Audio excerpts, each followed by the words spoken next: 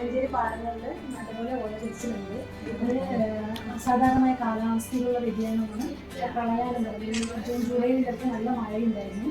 അത് ആ പ്രളയം വന്നതിലൂടെ മണ്ണിലും കാലാവസ്ഥയിലുണ്ടായ മാറ്റമാണ് ഏറ്റവും കൂടുതൽ ഇതിൽ വരാനുള്ള കാരണം. നമുക്ക് അതിന് പഠനത്തിന് വേണ്ടി കാർത്തികേയൻ എന്ന് പറഞ്ഞ യൂണിവേഴ്സിറ്റിയിൽ നിന്നുള്ള സയൻറ്റിസ്റ്റുകൾ വന്നിട്ടുണ്ടായിരുന്നു. അവർ പറയുന്നത് മണ്ണിൻ്റെ വ്യത്യസ്ത ബാക്ടീരിയയുടെ ആക്രമണം കൂടുതലായതുകൊണ്ടാണ് മണ്ണിലും വെള്ളത്തിലും വായുവിലൊക്കെ ബാക്ടീരിയ കൂടുതലായതുകൊണ്ടാണ് ഈ ബാക്ടീരിയ ലീഫിലായിട്ട് ഓലകരിച്ചിലെന്ന രോഗം പടരാൻ കാരണം എന്ന് പറഞ്ഞു. അതിന് നമ്മൾ വിത്ത് മുതൽ തന്നെ പരിചരണം നടക്കണം. വിത്ത് പരിചരണമുണ്ട്, സ്യൂഡോമോണസ് അപ്ലിക്കേഷൻ, അതുപോലെ മണ്ണിൽ സ്യൂഡോമോണസ് അപ്ലിക്കേഷൻ, ആദ്യം വിത്തിൽ, പിന്നെ മണ്ണിൽ, അതുപോലെ നാറ്ററിയിൽ സ്യൂഡോമോണസ് അപ്ലിക്കേഷൻ. ഇതെല്ലാം ചെയ്താൽ മാത്രമേ ഒരു പരിധി വരെ നമുക്ക് നിയന്ത്രിക്കാൻ കഴിയൂ. അങ്ങനെ ഇപ്പോൾ വന്ന ആൾക്കാരോട് നമ്മൾ പറയുന്നത് സ്ട്രെപ്റ്റോസൈക്ലിൻ എന്ന് പറഞ്ഞൊരു മരുന്നാണ് സ്പ്രേ ചെയ്യാൻ പറയുന്നത്. 50 ഗ്രാം 200 ലിറ്റർ വെള്ളത്തിൽ സ്പ്രേ ചെയ്യാൻ പറയുന്നത്. വന്നത് എന്തായാലും നിയന്ത്രിക്കാൻ പറ്റില്ല. പുതിയ ഓലകളിൽ കുറച്ച് വ്യത്യാസം വരുന്നുണ്ട്. എന്താണ് ഓലകരിച്ചത്? ഓലകരിച്ചത് ബാക്ടീരിയ മൂലം ഉണ്ടാകുന്ന ഒരു രോഗമാണ്.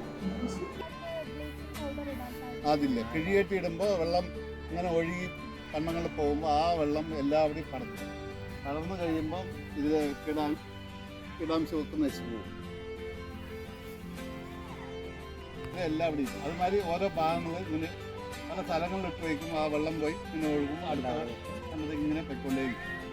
അത് അവിടെയും കൊണ്ടുപോയി മഴ കൂടിയത് കൊണ്ട് ഭൂമിയിലെ മുകളിലെ മണ്ണുണ്ടല്ലോ, ഏറ്റവും മണ്ണ്, അത് പെട്ടെന്ന് ഇത് ശ്രദ്ധായതാണ് കാരണം. മുകളിൽ നിന്നാണ് അസുഖങ്ങൾ വരിക.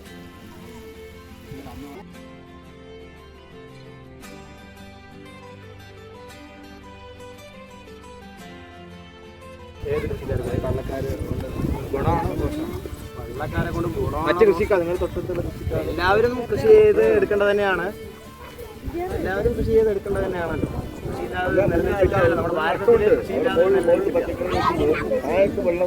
അതെ. പിന്നെ വേറൊരു കാര്യം എന്താ പറയുക, നമ്മളിവിടെ വെള്ളം പൂർണ്ണമായിട്ട് വെക്കാറ്. പക്ഷെ പള്ളത്തിൽ പറഞ്ഞാൽ അങ്ങനെയല്ല, അവർ വെള്ളത്തിന് അങ്ങനെ ഒഴിപ്പിച്ചു വിടും. കറക്റ്റ് ഇപ്പോൾ ട്രിപ്പും കാര്യങ്ങളൊക്കെ ആയപ്പോൾ ഇറിഗേഷനും കാര്യങ്ങളൊക്കെ ആയപ്പോൾ അതിന് ബാക്കിയുള്ള ആവശ്യമായിട്ടുള്ള വെള്ളം മാത്രമായിരുന്നു നിലനിൽക്കുന്നത്. അതിന് ചെറിയ തോതിലുള്ള ഓലകളിലാണെങ്കിൽ നമ്മൾ ബ്ലീച്ചിങ് പൗഡർ, സാധാരണ രീതിയിൽ ബ്ലീച്ചിങ് പൗഡർ അങ്ങനെയുള്ള വെള്ളം ഫുള്ളായിട്ട് എല്ലാം ആയിട്ടുണ്ടെങ്കിൽ പിന്നെ കീടനാശിനി ഇല്ലാതെ വേറെ വഴിയില്ല. അതുകൊണ്ട് ബാക്ക് ടു വെയിറ്റ് നമ്മൾ യൂസ് ചെയ്യുന്നത് ബാക്ക് ടു വെയിറ്റ് നോട്ട് 5 എന്നുള്ളൊരു കീടനാശിനി തന്നെയാണ് നമ്മൾ യൂസ് ചെയ്യുന്നത്. ആ ചാഴി വന്ന് നേരെ നമ്മുടെ കതിര് നെൽമണിയിൽ വന്ന് അതിൽ പാലൊക്കെ കുടിക്കും. അതാണ് ചണ്ടായി പോകുന്നത്. പതിര് ചണ്ട് എന്നെല്ലാം പറയുന്നത് അതിനെയാണ് ചണ്ട് എന്നുള്ളത്. അപ്പം അതുകൊണ്ടും നമുക്ക് കർഷകർക്ക് ഒരുപാട് നഷ്ടങ്ങൾ ഉണ്ടായി. അപ്പം അതിൽ നമ്മൾ